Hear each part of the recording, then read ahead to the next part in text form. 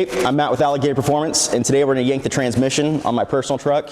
It's a 2006 Dodge Cummins, makes about 800 to 820 horsepower on fuel and just over 1,000 horsepower on spray.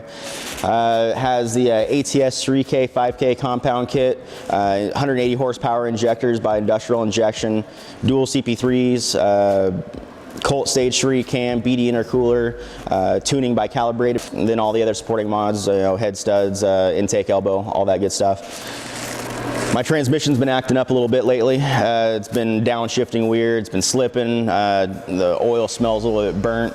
I have to manually throw it down in first gear every once in a while. Torque converter seems like it's getting a little bit worn. So it's been about 2 years, I think, since I've actually dropped the transmission on this and had it gone through. So it's about time for another freshen up. I'm definitely not easy on the transmission, not easy on the truck.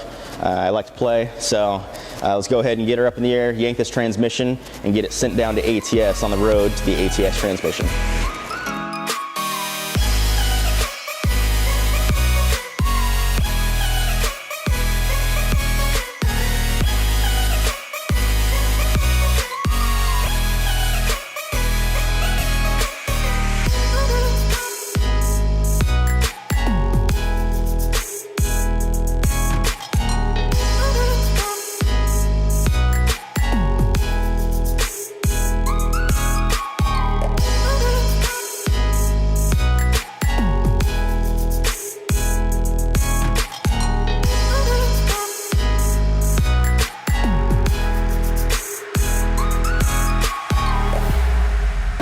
Now that we got her pulled out, we'll go ahead and get it prepped, loaded up, and head down to Denver, Colorado.